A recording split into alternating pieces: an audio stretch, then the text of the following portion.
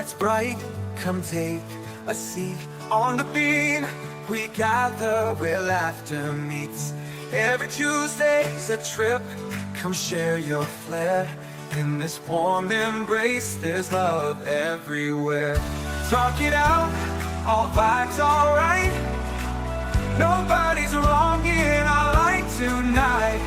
So join us in this cozy space.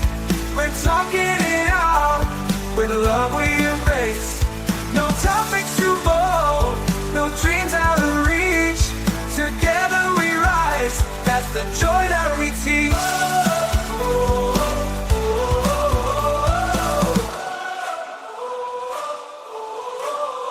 From stories of pride to journeys of heart, we celebrate life, each unique part. A safe haven here, where spirits soar free. Together we rise, that's the joy that we teach. Let the colors shine bright in the warmth of the night. So join us in this cozy space. We're talking it out, with love we embrace. No topics too bold, no dreams out of reach. Together we rise, that's the joy that we teach. Let the colors shine bright in the warmth of the night.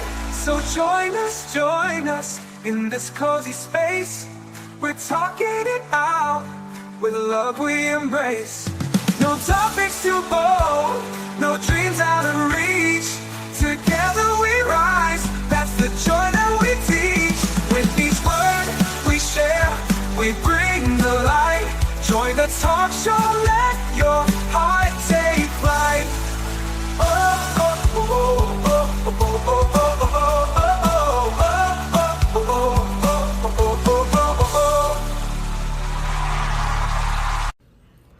Hey guys, it's SayCo Alford from the SayCo Show. I hope you're doing great.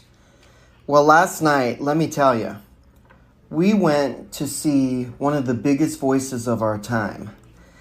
And, you know, she has a big gay following, so there were a lot of gay couples in the audience, which I love to see, especially during Pride Month and out in public, etc., etc. Not a gay bar, just a regular old place.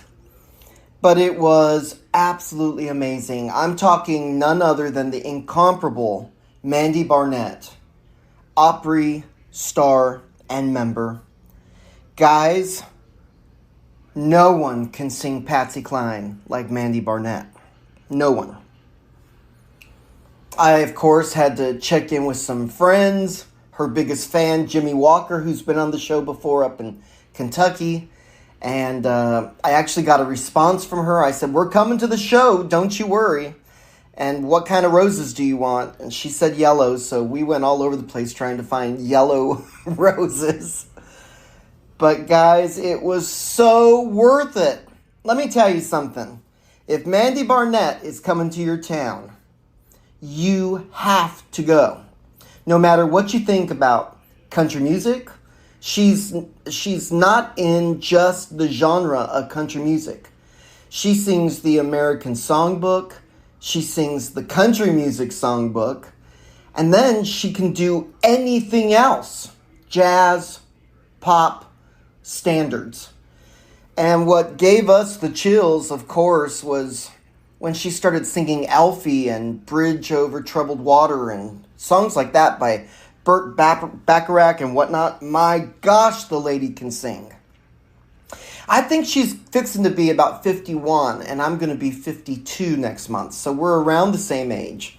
And I've been following her for years and years and years. She started playing Patsy Cline at the Ryman Auditorium back in the 90s. And then, of course, went on to do great things with her first debut album on Sire Records, or is it Elektra? I forget now. But anyway, it was self-titled Mandy Barnett. And she had several singles off of there that actually charted. And after that, her chart success kind of fell off. And see, what she was wanting to do, she was wanting to do standard country western music. And back when she was coming on the scene in the early 90s, no one was interested. And they actually told her, nah, we don't want any of that. We've already done that. And then she said, well, let me at least sing some Patsy and bring back some big monster hits. And they said, no, those songs have already been sung. Patsy Cline was perfection. So it really did put her in a box. And for a while, the lid stayed on the box. She tried several times to make a comeback or switch gears, and it never really caught commercially. But let me tell you, what it did do to the fans that follow her is that it let us know that she was fixing to bust out that box. She was not going to just only sing Patsy Cline or country music. She was going to start pushing the envelope, pushing herself technically, and my God, you guys, anything the woman sings. Now, she already has a really cool voice. Her stage voice is so cool, so deep, so soulful. So when you hear her talking, especially in public, you know that she is going to be able to sing such a unique tone.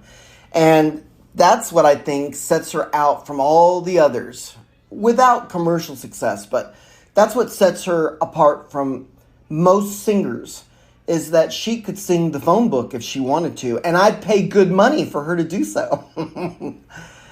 But I think what brings down the house every time is that she is technically perfect. And her vocal range. How many octaves can the woman sing? She was doing high background harmonies during the instrumental parts of some of the songs last night. And it made the room get quieter and stop, because we were in like a supper show. We were at 3rd and Lindsley last night. And you get there about an hour and a half before the show. And unless you are part of her family or entourage, those were all the reserved, registered seating tables, in the front. Everyone else kind of, you buy a $20 ticket and you find your seat. So there were about 50 people standing outside last night in the humidity. And I just kept thinking, why am I standing out here in this terrible place? This terrible place with humidity, but I did it for Mandy Barnett. So that should tell you all something. I hate to sweat. And I'm allergic to the South. I'm allergic to humidity. So people can be outside and just smiling and having a great time at a barbecue or a backyard party. And then here I am. You pan to me, and both of my t-shirts are sopping wet and bleeding through my shirt. And I sweat from the very tip top of my head, y'all. So it makes its way down into my eyebrows and into my eyes. Then my eyes turn red and start burning. And then it makes its way down my back and all the way down my elastic of my pants and underwear. It's so fun here, let me just tell you. But I was standing outside and I looked over at my spouse and I said, what in the gay hell am I doing here? But it's worth it. And I did it for Mandy Barnett. Here we are holding yellow roses. I think there was 13 or 14 in the bouquet. And I thought, these flowers are going to wilt. And so am I. But we got in. We kind of scanned the main floor. And most of it looked either reserved or VIP. It's a small place. And so I told my spouse, driving down there, I said, I've always really considered the wraparound tables on the second tier the best view. And then you're right up there on the speakers too. And the AC unit. So we made our way up these tiny little rickety stairs and chose a seat that was, I tell you, that table and those seats were perfect. And had such a beautiful time. 3rd and Lindsley is known for their cocktails. I wouldn't say their food, but I would say their cocktails. And so I had a couple gin mules. And their main distributor for sodas is RC's. So my spouse ordered an RC. And we had such a great time just sitting there and people watching. And I was looking for Patsy Cline fan people and Mandy Barnett people. And wishing I was seeing some certain folks. But before I knew it, it was 7:30 and she was walking out at 7:29, guys. And it was incredible. It was absolutely incredible. She knows what she's doing, top to bottom. You know, she's been doing this since she was like 8. And what I loved about this show, it felt very standards as far as the band and the necessity of certain instruments. Don't get me wrong. But it almost felt like it was unplugged and intimate in such a way, especially a small place like 3rd and Lindsley, that it just feels like the show is a big, warm hug. And it feels like it's very purposeful and personal. And so when you are just entrapped in that little place with such a big voice, it just warms your soul. All my problems, all my issues, all my craziness kind of melts away. And isn't that the purpose of going to see one of your favorite singers? There's nothing like music.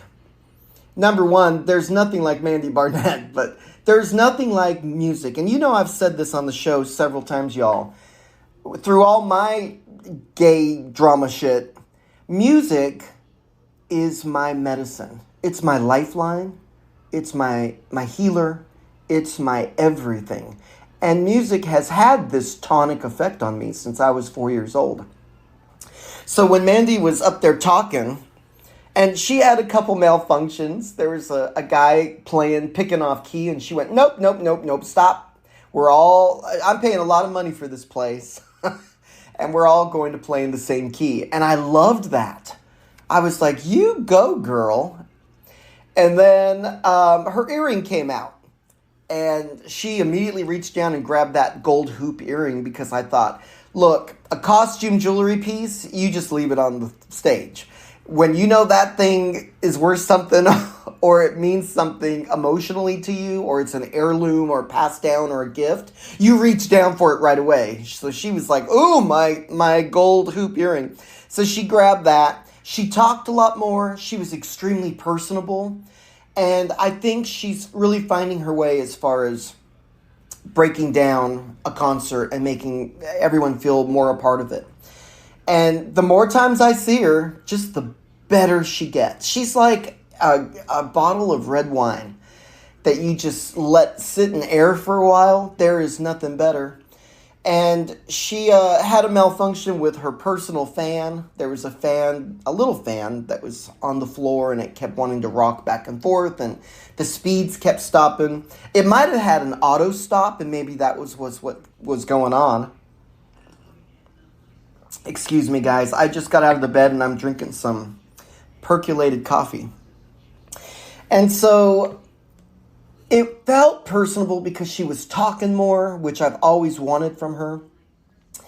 And, you know, from this gay guy, you know, we spilled the tea about everything. And so I want to give a real honest review. And let me tell you something, guys. My report card stayed A+, 100% the entire way through. The entire way. She corrected the drummer once as well. And I thought, my God, she's trying to do harmony backgrounds for herself. She's leading this band. She knows exactly the styling and the arrangement, the pitch, the key, and the tempo that she wants.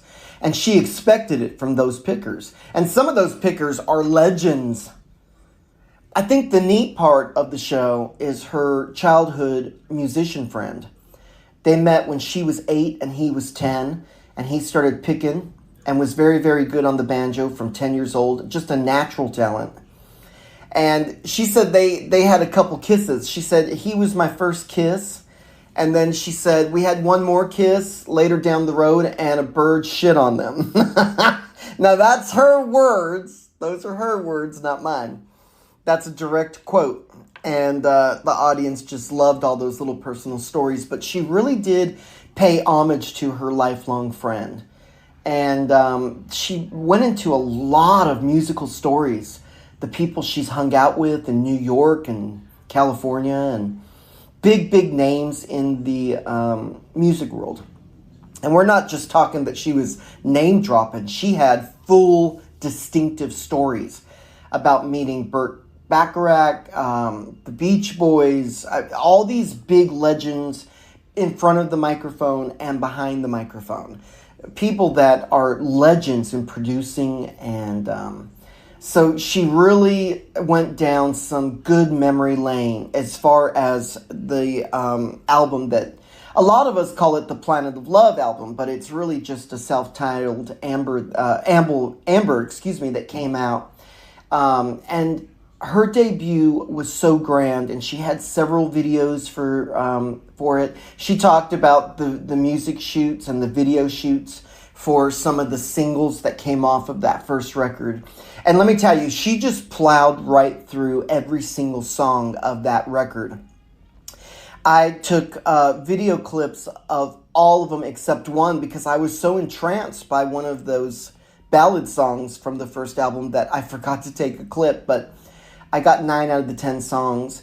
And then she kind of acknowledged that there was going to be an intermission. She said, let's sing some Patsy first before I go and take a breath. And so we were all excited that there was going to be more, because we really felt like she was going to sing the record all the way through in order. And then we thought a couple Patsy songs and she'll be done. No. It was like a double concert, y'all. She sang through the record. She sang Patsy Cline's Back in Baby's Arms, and then she went on to sing Walking After Midnight, and the crowd went crazy. No pun intended. And then she said, we'll be right back. Here's my friend. And her friend picked some really good Knoxville, East Nashville banjo picking. He's phenomenal, her best friend. And then she went off the stage, and we were able to get more cocktails, and the waitresses checked in on us. And guys, let me tell you, $20 tickets to see Mandy Barnett, $20 to park across the way there. And then I think our drinks and supper, I think it came out to like $75. It's a very manageable, very doable evening. Next time she plays, which she said I'll probably be back in Nashville doing more shows in the fall.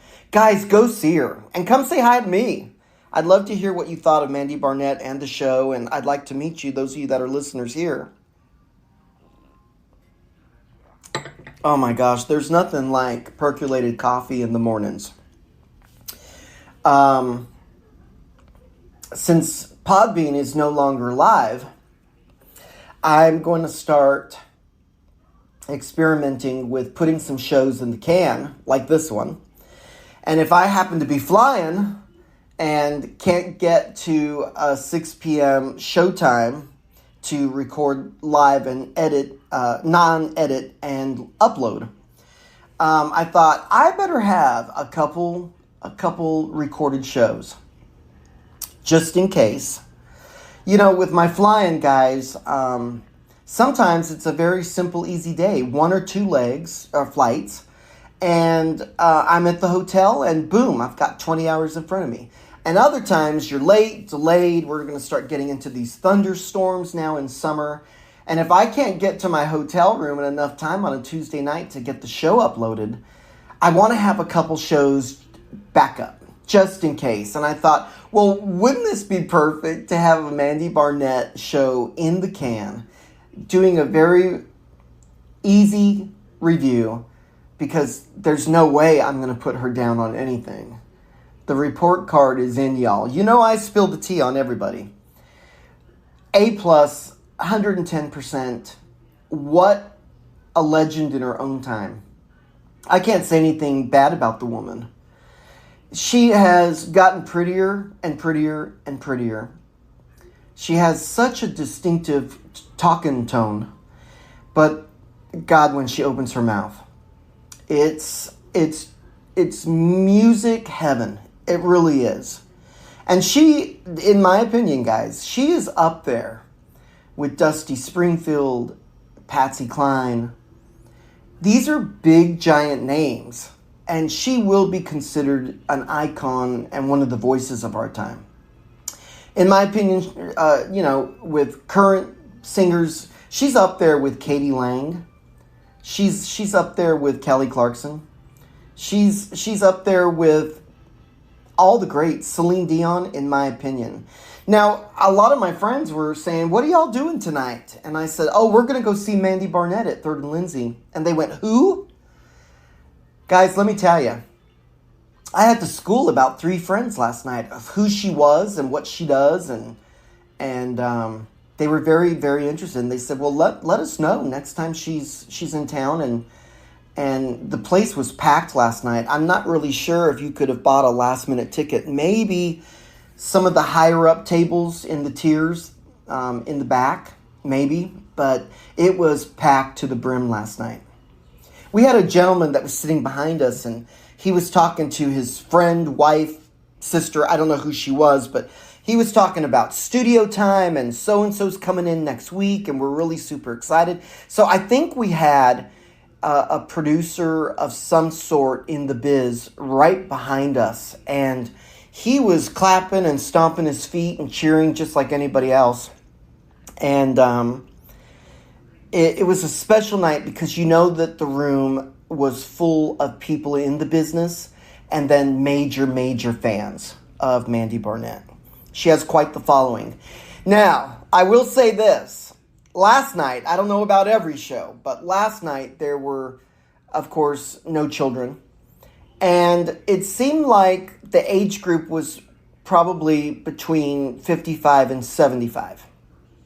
And I don't mean that with no disrespect. Now that I'm looking at 52 dead in the eye, I'm not saying that with any disrespect. I had a buddy of mine just pass at 68. Bill Cody just died at 67. These are people that I have loved and admired, and people are starting to drop like flies. But let me tell you, back when you're young, 67, you just go, wow, what a long life. That doesn't seem like a long life to me now anymore, now that I'm in my 50s. So, yeah, the age group of the audience, there was one younger, what appeared to be my little gaydar went off. A gay couple, a couple tables over from us up on that first, second tier there. And they were younger than us, but everyone else was older than us. And that's okay. Like I said, she's kind of like a very vintage bottle of wine. Older folks, seasoned folks, maybe I should say. She made a joke about a lot of us in the audience were long in the tooth last night. She acknowledges that her major base following here in Nashville is getting older because she's getting older and we've grown with her.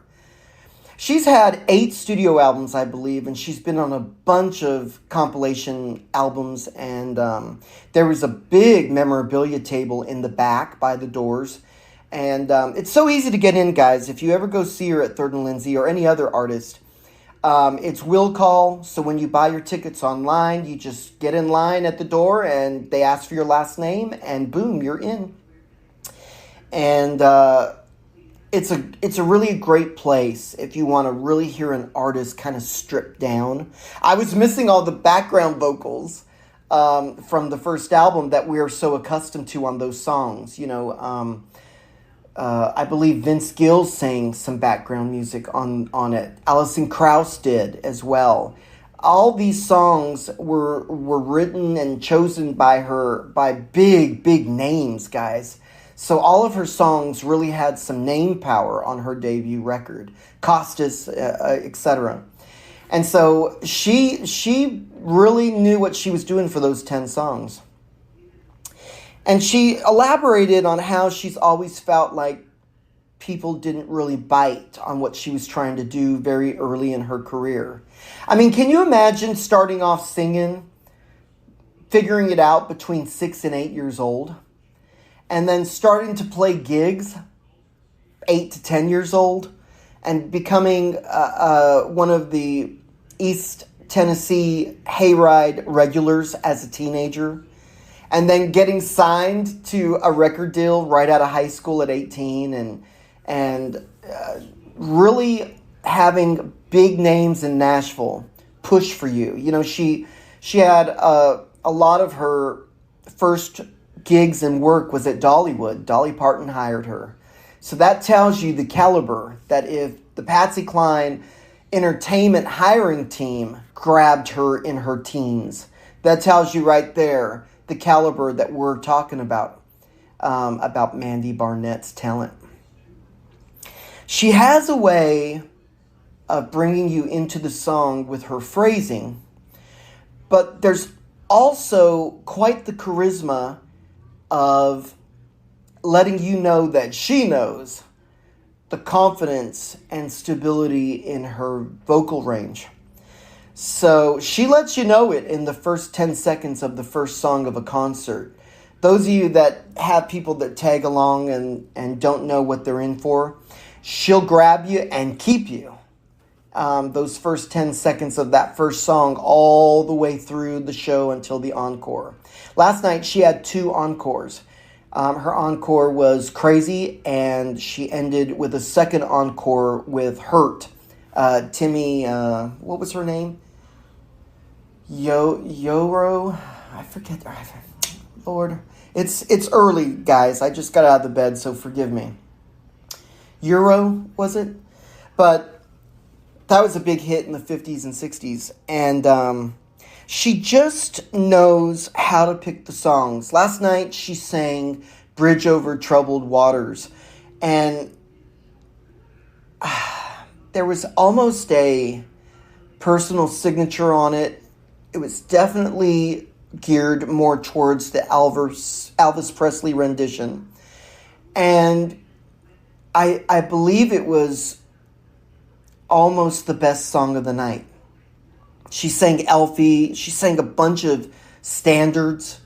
She talked on the second part of the concert, the second act, all about her time in New York and how she started fiddling with the American Songbook and the Standard Songbook and the people behind it and how they really pushed her, how she asked to be let out of one of her record contracts to get signed with another so they could start pushing the gamut on her sound and the future of her sound.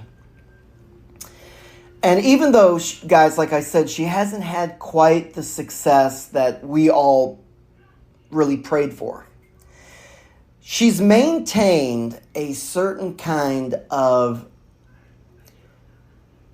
respect from the peers here in Music City and her fans. And I don't know how many artists can really say that. Had to take another drink of this yummy coffee before it gets cold. You guys know that I'm absolutely in love with my vintage glass Pyrex percolator. And every morning when I'm not flying, I have to make me a pot. And now my spouse is jumping on the wagon too with it. But there's nothing like it. This morning, as I'm sitting here thinking about the concert last night, I'm reminded of all those times when I was just a little gay boy growing up far, far from Nashville and wishing and hoping that somehow I'd be able to hear Mandy Barnett as Patsy Cline on the Ryman Auditorium stage. And I wished and pushed enough that we actually made it a family trip. And we came here cross country and had some really great seats. And I was starstruck and just enamored by how closely she was able to sing like Patsy. And I'm not talking copying. I'm saying she was paying homage to Patsy in the best way possible in that Broadway production.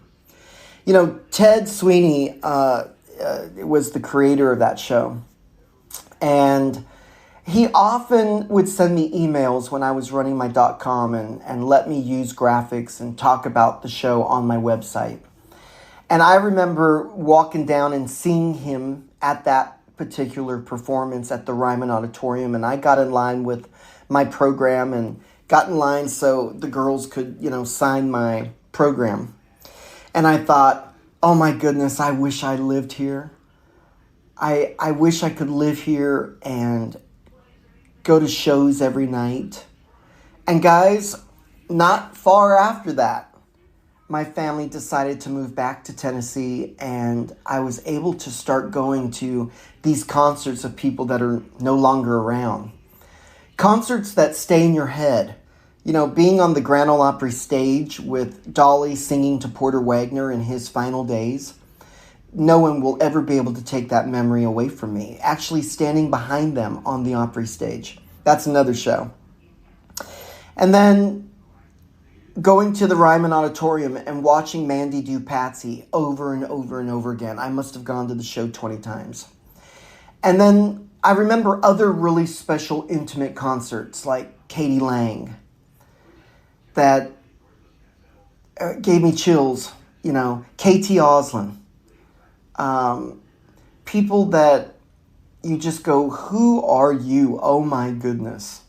My youngest sibling was a singer and trying in the biz for many years. And I was able to meet country music artists because of her. She would, reach out to them and they would say, we're coming to town. Do you want to get up and sing 3 songs with us? So I was able to go backstage sometimes or get to meet them after the show. We're talking Tim McGraw and Ty Herndon and Ronna Reeves and all these names that tried. Some made it through longevity, some didn't. But last night felt like one of those times where you just feel like, gosh, why hasn't she become bigger in the greatest years of her life? Why? It just makes you go, dang it. The lady that sang Hurt, Timmy Euro, they often labeled her as the voice that got away. And I'm worried that Mandy is going to have the same fate in some way, even though she keeps blessing her fan base with albums and live concert events. It makes me hurt. I wish with that vocal range and that amount of talent that she would have a big giant house on a hill with millions of dollars in the bank, because she should be celebrated. And probably asking her, maybe she wouldn't even say she wanted those things. Maybe she would just want a little more broader fame and play bigger places, perhaps. That's what I wish for Mandy Barnett, that somehow, some way, someone would grab onto her and take her to the next level, because she deserves it. I mean, think about it. She's going to turn 51. She's been doing this since she was a little kid, guys, a baby. Between 6 and 8 years old, she was figuring it out what she wanted for her life. And that's so commendable. And I know what that's like. There's a lot of people, and don't get me wrong, I'm not putting anyone down. There's a lot of people that keep saying till they're 25 or 30, I don't know what I'm going to do with my life. I didn't go to college. I didn't get a degree. I didn't go into a certain field. I'm lost. I don't know what I'm doing. Not me.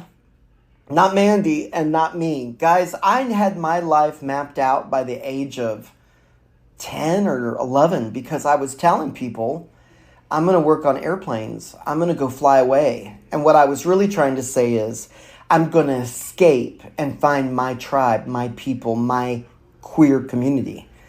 But I was saying this to people in 5th grade because my yearbook in 5th grade was signed, good luck in the sky. Whether you're a pilot or whatever, I know you're going to work on airplanes or be in travel.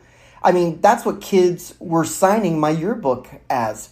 And last night, she kind of dove into that because her best friend was on the stage. And he's so talented on the guitar and on the banjo. And she led into how special lifelong relationships and friendships are. And also on in the music business, to have a close lifelong friend like that. And she's invited him to several of the bigger things she's done throughout her career, and they've remained really close. And she felt like he should be here to remember her first record all those years ago, 30 years ago. I can't believe it's been that long, because I remember going to buy it in a record shop, a music store, to buy her album. And I thought, oh my gosh, here she goes.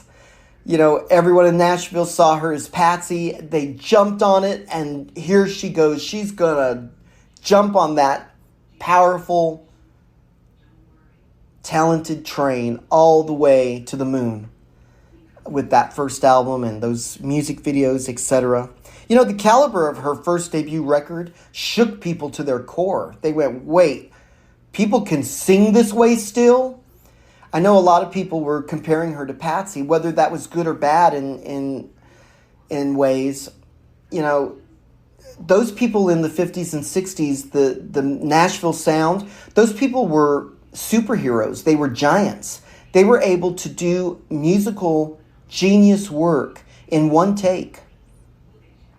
Robert K. Orman calls them the giants. He calls Patsy Cline a chapter all in her own right, and says these are folks that didn't need auto-tune.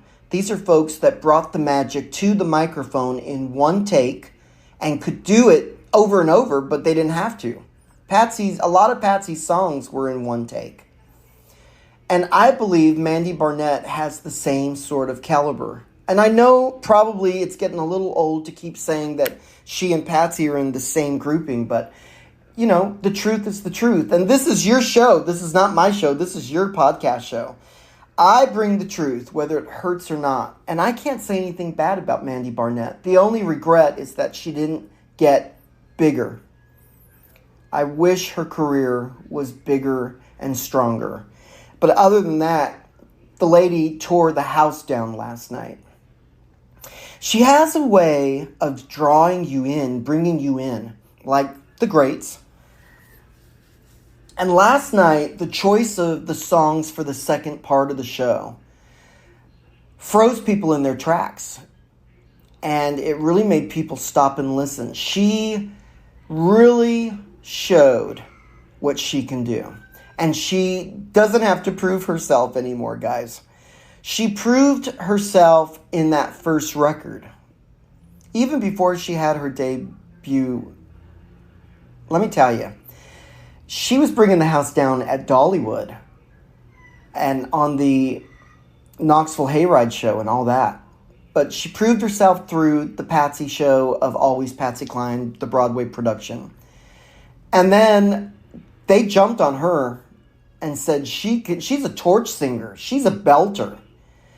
And I guess it didn't catch on as big as they thought because it was extremely fresh, but it was traditional. And that's what she kept saying. She wanted to do traditional country music standards. And they just didn't want it. And it's unfortunate because she kind of lost her space. You know, everyone knows in country music you have to be a cutie, weigh 90 pounds, and be 21. And that is tough, and it's still the truth even now. Unless you have a lot of money and able to work your own social media, which is a lot of people are doing. But it's still that way even now. You know, my sibling tried, got signed to Sun Records, got Lone Star and Dean Sams to produce several songs to shop around on a demo, was working third shift all the time at Tootsie's downtown on Broadway, and just never caught. And unless you really know how to speak up as a female in this business, even though Jean Shepherd and Kitty Wells and Patsy, Loretta, Tammy, Dolly were kicking down those walls, you know, my sister had a really tough time. And they wanted you drunk and high and doing some other things in the back offices. And, you know, if you have morals and standards, it's tough to break in with just your talent. And that's what we saw in our real lives with my sister's career. And unfortunately, that's the truth for many others. You know, a young pretty girl comes to town and she's a fresh glass of water. And she realizes who's running this town. And it gets disappointing and quite tacky. And a lot of people stay here as waiters, pickers, demo singers, and they move away. But you know, Nashville's still the number one town for U-Haul rentals. And it's really become a party town, I mean, just like Las Vegas. We rarely go downtown. But last night, we went down there for Mandy Barnett, and that says a lot. You know, if we go down to TPAC and see a Broadway show, if we go to the symphony and whatnot, that's one thing. But for me to haul my cookies all the way down there, it's a big deal, guys. I don't go down there. And I did it last night gladly and stood in the humidity for Mandy Barnett. And she's right up there, you know, for artists, torch singers. She can sing Patsy Cline. She can sing Rosemary Clooney. She can sing Dusty Springfield. She can sing whatever she wants. And her higher register is beautiful. She was doing some background singing through some of the instrumental parts last night, and it made the hair on my neck stand up. She can do it all. Her octave range is quite impressive. And my spouse doesn't like a lot of country music and a lot of singers, but he likes Mandy Barnett. And so when I saw that there was a chance again to go see her, I think last time we saw her was at City Winery. But this time we said, no, we're going to go and see her. And we had a great time. Now, you know, I tell the truth about everything, guys. Last night, the food was not on par. We weren't really interested, excuse me, in a bigger meal. So we just ordered appetizers instead of an entree. We'd already eaten a few hours before. So after a couple meals, I needed something. And so my spouse ordered a chicken quesadilla, and I ordered a bowl of chili.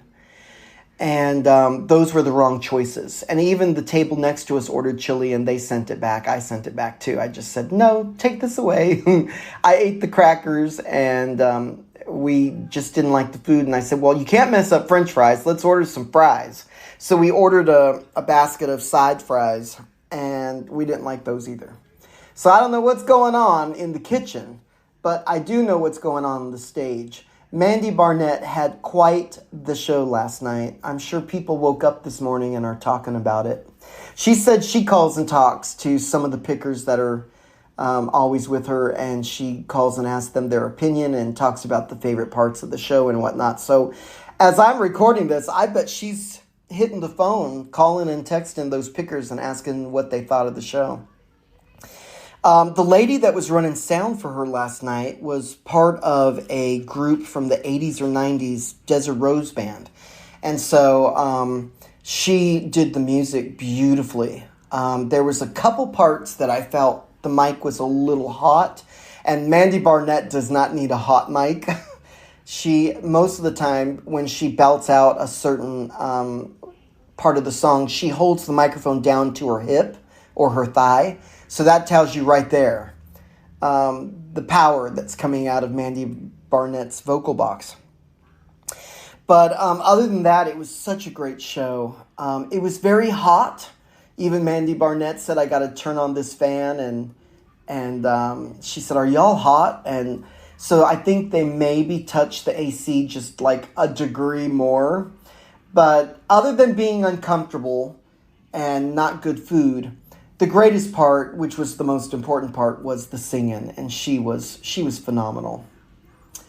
Let me know in the comments, guys, wherever you're listening to this on your favorite podcasting platform. You know that I'm exclusively still through the rest of the year. I've been exclusive for 3 years since I left the radio show. I've been exclusive with Podbean, and that's where you're going to find hundreds of long hour-ish shows. You know, over on the radio station, my show was 3 hours long, and they wanted me to do it more than once a week. And so I learned very, very quickly to be live and able to draw out a show in 3 hours. The thing that I miss the most is being able to play music. I would play a lot of Patsy and Mandy and my favorites. But here, I share what's going on in my life. We're going to continue with Podbean through the rest of the year because I'm paid up through it. And I just hate they took away the live feature. But we will continue to record these shows and get them in the can unedited.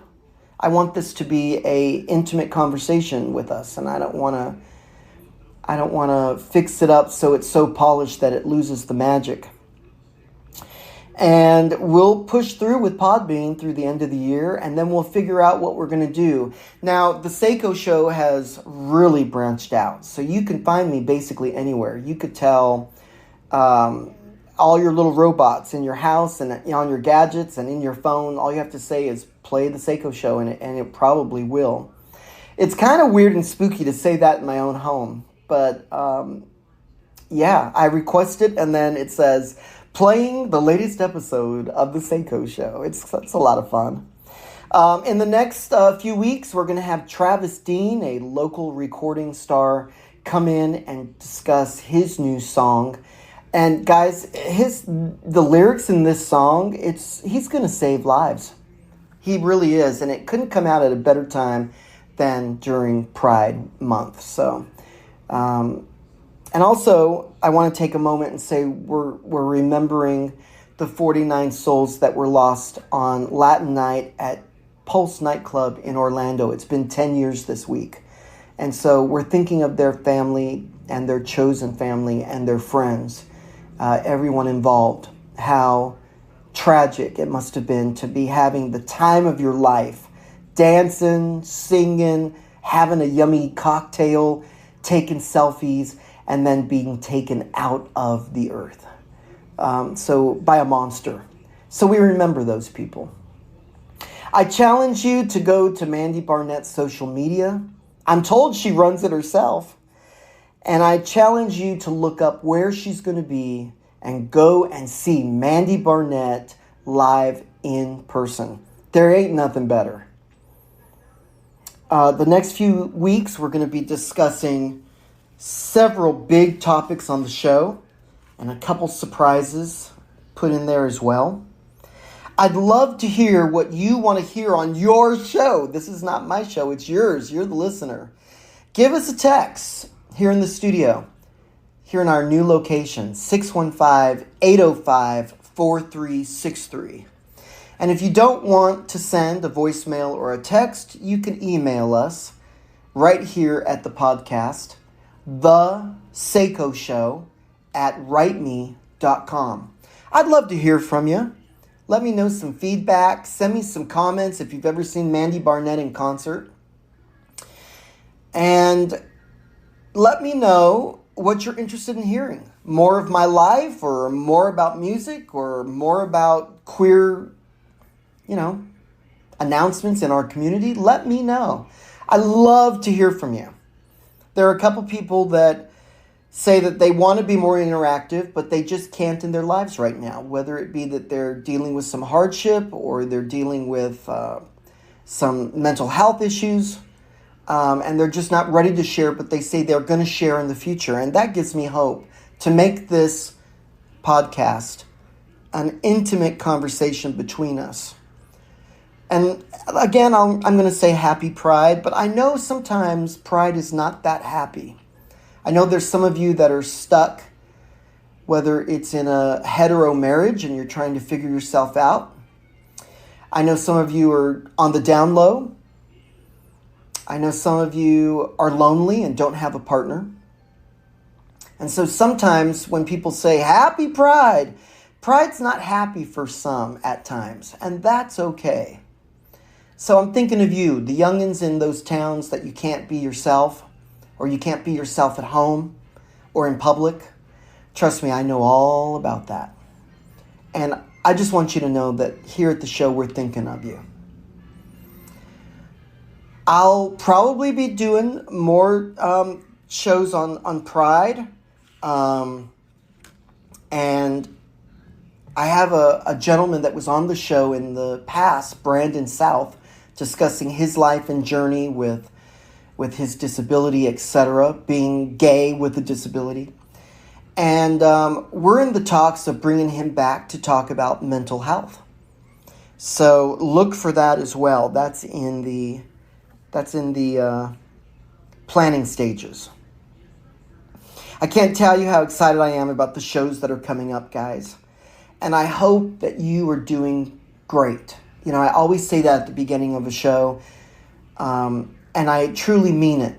And if it's not great, then I want you to reach out to a therapist or a doctor, a parent or a best friend or a chosen family member, a teacher, etc. And I want you to go and find great. It's taken me a long time, but I'm finally feeling like I'm in the great box. And I want that for you, my listeners, my queer community, and my allies.